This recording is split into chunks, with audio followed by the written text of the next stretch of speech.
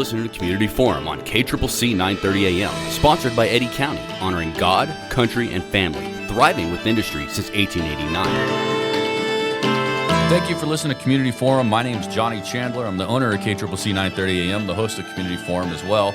With me today is Paul Gessing. Paul Gessing's a regular. He's the president of the Rio Grande Foundation. I have a lot of great resources for people in the state of New Mexico, and the individual that we rely on for a lot of information, especially coming out of the Santa Fe, Albuquerque area. So, Paul, how are you doing?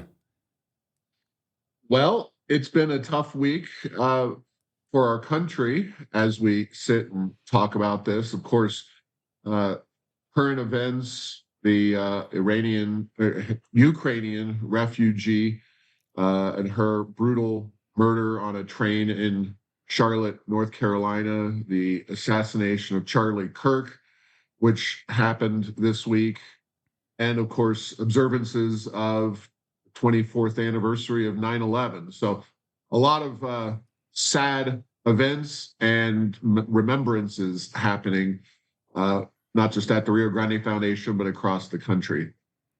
So anything related to like 9/11, the week of 9/11, is already a hard week for our country, right? And now it feels like it's starting to become one of those weeks where just multiple days of bad things happen around that time. Yeah.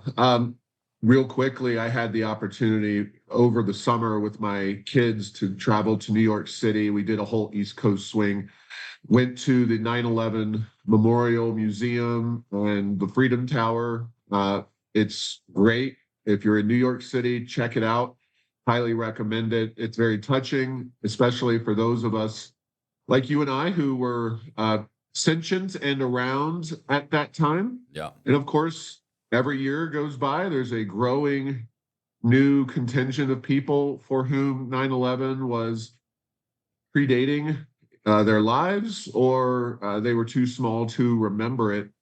And my kids certainly fall into the category of people who did not witness 9/11 firsthand. All they've seen about it was newsreel footage and conversations with mom and dad and other family members. And it was a very touching memorial.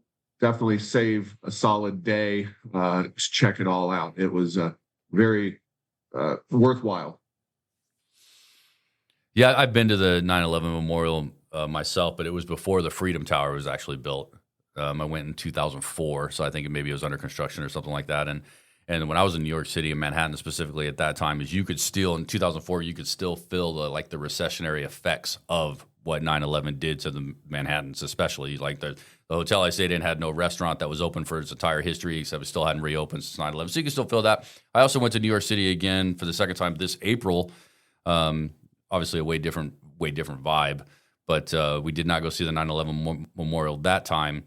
But I agree with you. It's a very moving memorial when you get there. It's a lot of, it's real heavy, of course, but I think it's important for everybody to know. And then you think about like Pearl Harbor. What does Pearl Harbor mean? What did Pearl Harbor mean to you and I, Paul? Right, just an historical event of something tragic that happened to the country. My wife and I have a 23-year-old daughter.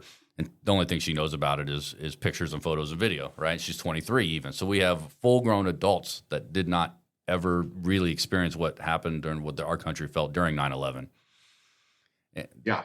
It's definitely something that is memorialized every year. This year, especially for my family, having the ability to go to New York and check all that out. And I was in New York, in the months and years after 9/11 and saw it kind of recovering. And of course, being now in New Mexico, I was in the DC area for much of that time. New York's pretty accessible from DC, but from Albuquerque, or from Carlsbad or wherever you're going from here, it's a longer distance. So it was very touching to see and be a part of, and definitely encourage folks to go to New York. If their plans take them there, check it out. I was in college at the time when that happened, and I remember the 9/11 happened. We're all watching on TV. We still had to go to class.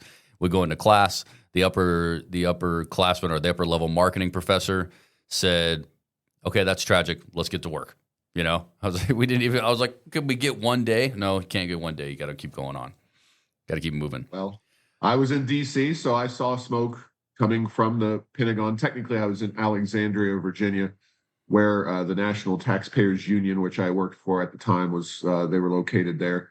And so a lot of harrowing events of that day, and just being in the DC area at that time was a pretty unique experience for me as well. Very memorable time. Yeah, no, I imagine that it was. So just a friendly reminder to our listeners, we pre-record everything. We are actually pre-recording this episode on 9/11 itself, which is why that would be pretty heavy on our brains. And it's also one day after Charlie Kirk was assassinated. So that's very top of mind for all of us. When this airs, this is going to air on the 16th, and episode 2 will air on the 18th of September. So we might learn more information about Charlie Kirk. But Paul, I just wanted to ask you if you had anything you wanted to say briefly or at length in reference to Charlie Kirk and some of the violence we seem to be experiencing here in our country. Well, I'll just focus on Kirk and that whole situation. Charlie Kirk, I never met the man.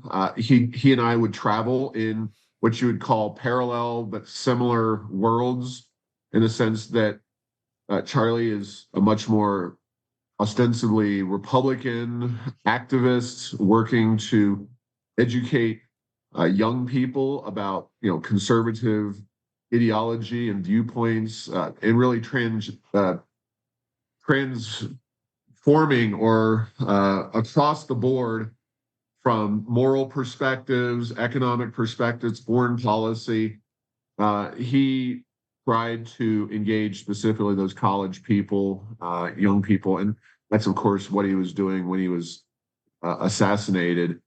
I work in a similar environment in the sense that I do a lot of public speaking, a lot of talking to groups, not all of whom are friendly, maybe hopefully a little less in terms of the threat of violence, but it is something that everybody who speaks publicly about controversial topics in this day and age now has to have in the back of their minds. We've obviously seen the assassination attempt of President Trump a little over a year ago, and now the assassination of Charlie Kirk. And those are very, very controversial and high-level figures speaking before throngs of thousands of people on every single day. Not quite the same for me here in New Mexico or my colleagues who do some of the similar work that we do, but it definitely gives one pause about the ability for people on all sides of the debate to engage in that public discourse that I think is so important. And, you can agree, disagree, or whatever with Charlie Kirk, but he was someone who was very willing and really tried to debate and discuss and hash out issues with people in these public forums. And it's something that is not only a tragedy in the sense that Charlie Kirk is a husband and father and son to parents and all the people that are going to miss him directly, but it's a tragedy for our country to have somebody, at this point we don't know who that somebody is, but somebody who wanted to essentially squash public discourse in this country. And we have the First Amendment, but that only gets you so far if you have a physical threat of force that could easily come and take your life. How willing are you going to be to speak about some of these issues in a public way? And it's tragedy on multiple different levels. And just my prayers are with his family, Charlie himself, and everybody who was directly impacted by this. Yeah, I feel like this assassination attempt has really touched or really hit a lot of people. Even like somebody like my wife was wanted to talk about it. The idea of he was not a politician, but I think it can be considered to be political violence for sure, right? Absolutely. And that's obviously the last thing we want. And I just don't see a whole lot of people that identify as a Democrat that seem to be under the threat of assassination either, right? Just observing this way? Well, there was that situation in Minnesota where Oh, a right. state legislator, and anytime you're a public person, and obviously the Ukrainian woman who was killed, she wasn't a public person at all, just a random attack. But there's always a danger in this world, but certainly uh, there's politically motivated, and then there's just crazy people, and oftentimes the line between those two is not always clear, and you're inherently taking a risk when you have a public discussion about a real issue facing our country or our state.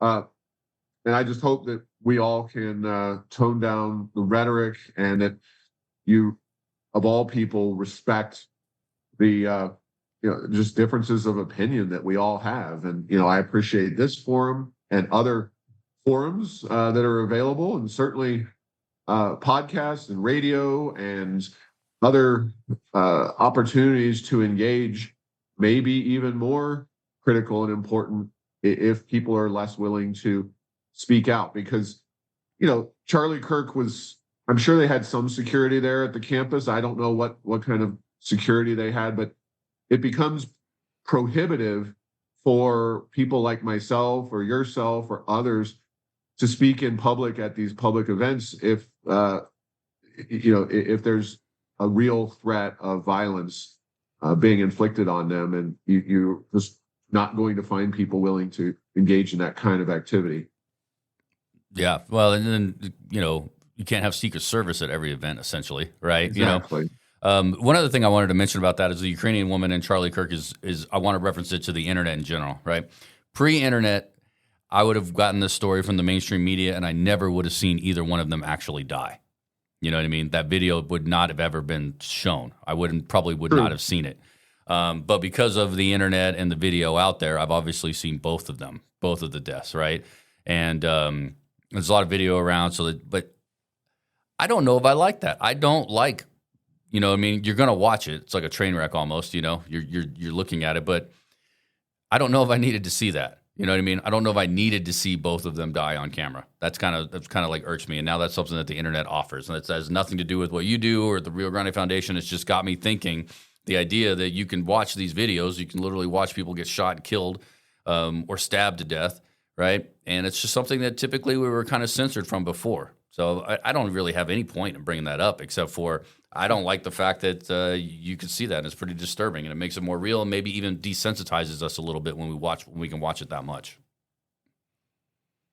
Yeah, there's not a whole lot to say about that, but it is a reality of technology, and it's kind of, in my opinion, reflective of the Thomas Sowell quote, the great economist, who said there are no solutions, only trade-offs. And the same can be said for a lot of technology, like these videos that are made available and shot by people or security cameras or whoever that become public and then can make their way around the internet.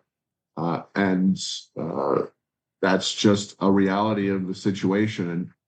And it also applies to the George Floyd situation and numerous other, controversial events in recent years. And yes, I think on net, transparency and openness are good. I think a lot of people interpret things differently, especially the George Floyd incident. But in general, a lot of events, you only see snippets, and people make a lot of judgments based on very limited information or a snapshot or a clip of 5 or 8 seconds. And, obviously we're still very much working through what exactly happened and who did it with regard to Charlie Kirk, the Ukrainian girl. I think we have a pretty good understanding of that one. But George Floyd, there's still quite a bit of controversy as there has been with some of these other events in the last several years. So again, yeah, I agree with you. Not a whole lot to say. Technology is going to make its way into our lives because there's a lot of useful aspects to it, and people want to spread it and share it because it's controversial, it's impactful, and that's just the way of the world. All right. Well, we're gonna move on. There's important New Mexico news happening as well. But is there any last statements or anything you want to say in reference to any of that? All right. No, that's good. We have 15 minutes remaining here in part one. Do you think that's enough time for you to talk about the special session? Oh, absolutely. All right. Why don't you? So I've never even told any of our listeners when the special session is. I know it's been recently announced. We haven't released any of that information yet. I'm sure people are paying attention. But if you wanted to start from there, when is it happening? What's the point? October 1st. October 1st. That is when the special session will either begin or take place. I don't know how long it will last. We kind of knew all along, people who watch New Mexico politics saw the state fair and they saw Balloon Fiesta on the calendar and said, based on the governor's statements, it'll probably take place between those two. She doesn't want to get wrapped up in the state fair. That'll upset a lot of people, as would Balloon Fiesta. So October 1st is just a few days before Balloon Fiesta begins here in Albuquerque. What is on the agenda at this point? It's mostly related to the big, beautiful bill that passed Congress and passed into law, and issues relating to federal Medicaid and other healthcare dollars that are no longer going to flow to New Mexico. There's also PBS and the Corporation for Public Broadcasting that the governor has decided to put on the agenda. So it's a lot of money that she is planning to hand out at this special session, of course, courtesy of the oil and gas industry, which continues to bring in massive revenues for the state. The governor is unwilling to see reform happen, even very limited reform at the federal level that would limit certain groups of able-bodied adults and folks who aren't in the country legally from getting some of these government benefits. Some abusive practices like provider taxes that put money into the state of New Mexico by, a kind of a workaround that I think is safe to say is a scam. Even Joe Biden called that a scam, where you're taxing providers and then they're leveraging those taxes for additional federal dollars to the tune of over $1 billion right here in New Mexico. So the governor wants to keep that money flowing. She did take off the agenda the issue relating to the ICE facilities. Customs and Border Enforcement had 3 facilities that they've been using in New Mexico. Those were going to be on the agenda to be eliminated from the state as I think a sop to the progressive left that has been pushing for that. I think the rural communities got sufficiently fired up and in the governor's ear and said, no, we need these facilities and the money that they bring in. And if you kill them here, kill them off here, close them down, then we'll just be out the jobs and the tax dollars from those facilities. And so the governor took them off the agenda. Of course, that could change in the 30-day session, but they, as far as I know, we don't have a final agenda. This is kind of what the governor has said she's planning to bring up. That was different a few months ago. This is the latest and greatest information, but I suspect that since she had it on the agenda, took it off the agenda, those ICE facilities, I don't think she'll bring them back onto the agenda, at least during the special session. So mostly just about handing out money to different groups. And it is worth noting that the big, beautiful bill cuts don't come into effect for over a year and a half. So I think a lot of this is also political posturing. She is trying to make herself, position herself as a champion of progressivism and, being proactive about restoring these dollars, using, of course, the oil and gas industry funds that she doesn't like the industry, but glad they have money for to spend. Yeah. When it comes to the legislative session, is the governor the one that exclusively chooses the agenda? She's the one that gets the bill. So there's no like state legislators that get to introduce bills or anything of that nature. They can put bills forth, but unless they're on the agenda, they really don't get heard. I'm always confused and question why people do that, but I think just like the governor, they want a message on certain issues. I know our friends at Think New Mexico, who we worked with closely on the medical malpractice issue and the provider shortage across our state, they were pushing for some consideration of the compacts that were killed during the 60-day session earlier this year. The governor has not responded to that in the sense that she's not putting that on the agenda. There would be a lot of other items that conceivably could be put on the agenda.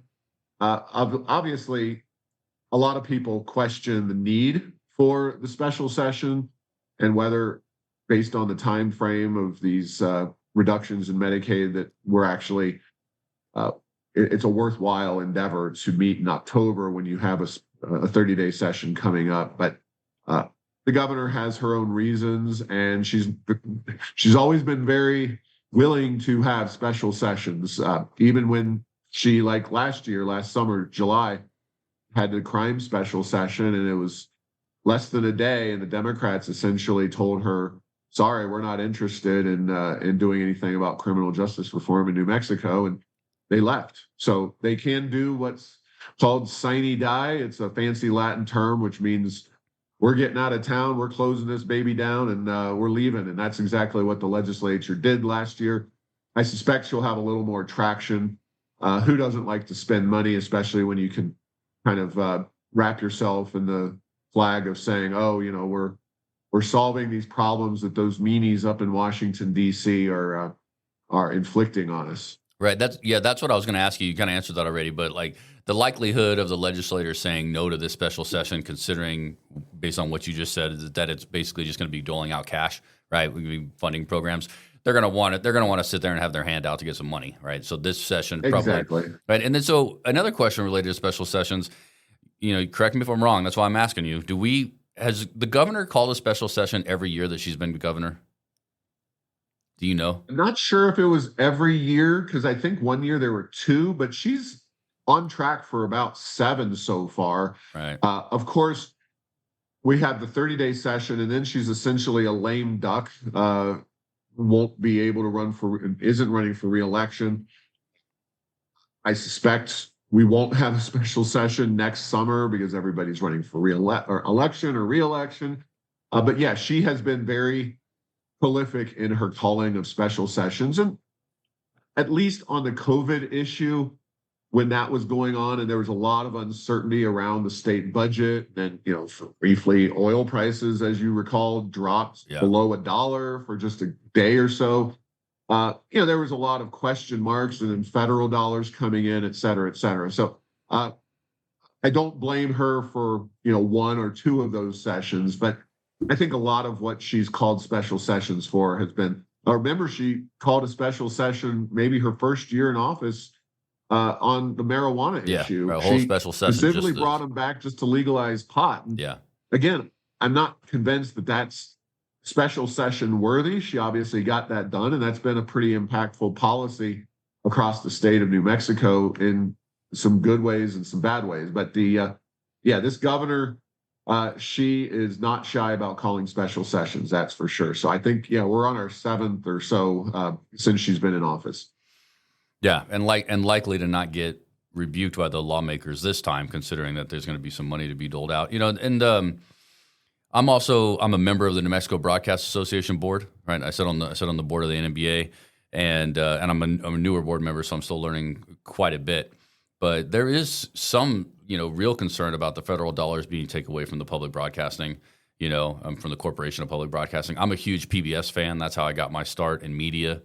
I think, especially when it's connected to an educational institution, there's a lot of benefit to that, which most of them are. And so, just for me personally, considering how I was brought up and how I got my start in the media career, television and radio and stuff, it pains me to see that the PBS cuts. I would say that personally, I agree that, I still watch the NewsHour, PBS NewsHour, just about every night. and it is way different than it was when Jim Lehrer was hosting it. Like it has Yeah. definitely changed 100% compared to just like even like American Experience, which has been canned, I believe now, and Frontline, some of those really great documentaries. All of them shifted really hard to the left, it would be my opinion, instead of just giving you really informative stuff. So I understand where he's coming there. But I guess my question to you is, should the state of New Mexico, through our tax dollars, be funding public broadcasting to fill the gaps that the federal government currently is not interested in doing? So I have a philosophical problem with using tax dollars to fund media outlets. And, you can look at the US Constitution, which says nowhere that our tax dollars should be used for that kind of thing. I mean, I get that we've had this in place for quite a while. I don't know, decades for sure. I think all of us have watched some shows on PBS over the years, Ken Burns, the Civil War, and baseball, and some of those other series. And then, of course, the NPR, which also, I believe, has tilted radically to the left in recent years. So I'm not going to be any more excited that the state of New Mexico is engaged in that. And as political as it already has been, now you're going to have some public affairs shows on these networks, these public broadcasting stations. Are they going to be willing to have a thorough debate about public funding of their own budgets? I think that's a stretch and unlikely. So I know that there are ways for private dollars to be used and to be leveraged. I don't know if that's sustainable. I know there was a flood of money, flood of donations from individuals who were willing to step up for PBS and NPR. Maybe that won't be the same in 3 or 5 years, and I get it. But and I know that it's not a huge chunk of the federal budget. That's Medicare and Social Security and Medicaid and other things. It is a relatively small portion of the federal budget, but I just philosophically have problem with the use of our tax dollars. It's kind of the same thing as public financing of campaigns. That is explicitly something that I just have a real issue with. And that's more at least going on in Albuquerque with our mayoral race right now, where the mayor's getting the benefit of public financing and using private financing. And I think we need to be stricter about where our tax dollars go. And my best wishes to the folks at PBS and NPR. I hope that they can raise those dollars and do that in a voluntary context. And that's the way I hope things work in the future. Yeah, I'm also a little bit concerned about the funding and the future funding of media. The radio station here is the recipient of grants to the New Mexico Local News Fund here in the state of New Mexico. That was really, really critical for us when I bought the station and put it back on the air. Now we're kind of on more sure footing. But one of the things that I have concerns about when it comes to the different types of fundings that can go to media, the PBSs, even little nonprofit stations or for-profit stations such as myself. What I'm really concerned about how I don't see how the ideology in these media outlets becomes less when they're being funded by certain outlets that have ideologies themselves. I agree. Everybody's got an ideology, and I mean, the idea that news media are supposed to be objective is a relatively modern phenomenon. I mean, I grew up with Walter Cronkite. He's probably a few years before your time, but he was kind of the most credible man in America at one point in time, and was on the news for a very long time in this country. He had his biases, but he definitely tried to keep them under wraps. I recently got done listening to a book about Alexander Hamilton and the founding fathers and the various political parties that kind of arose at the founding of our country.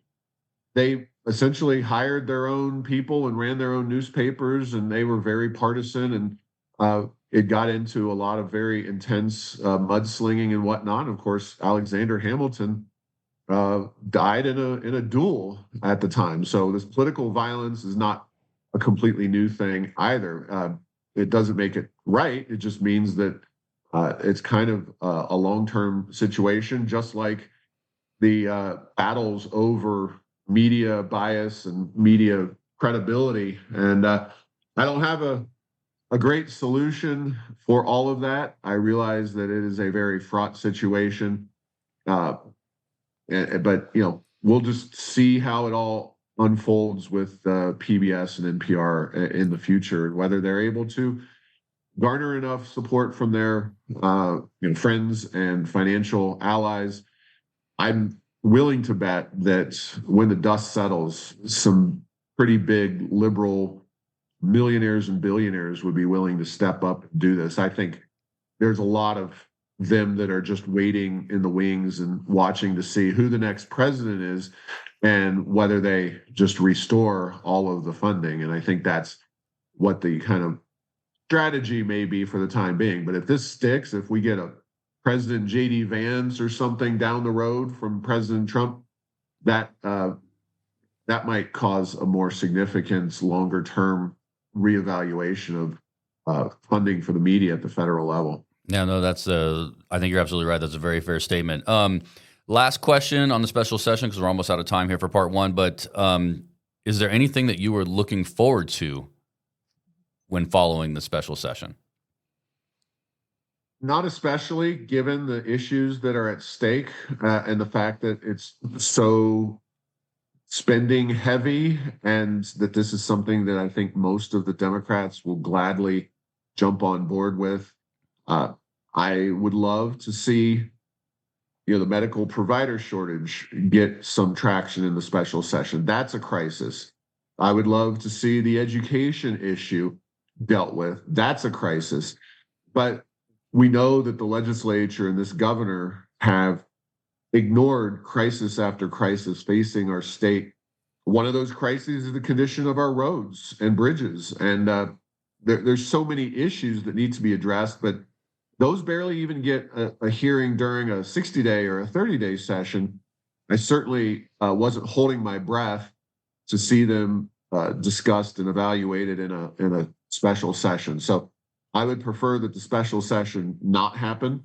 I don't think they're doing anything productive with this particular session. There needs to be broader reforms of a lot of these healthcare programs, an effort to work to make sure that a lot of these recipients are encouraged to get into the workforce. That's one of SNAP is another part of this, the food stamp program. So another issue that Washington pared back and is pushing people who receive that program to get into the workforce or at least get an education, spend some time doing that kind of thing. And so we're at a position where I think Washington's trying to move the ball in the right direction, and the state's just trying to undermine that entirely for the detriment of our entire state. All right. Well, we will see on October 1st what happens.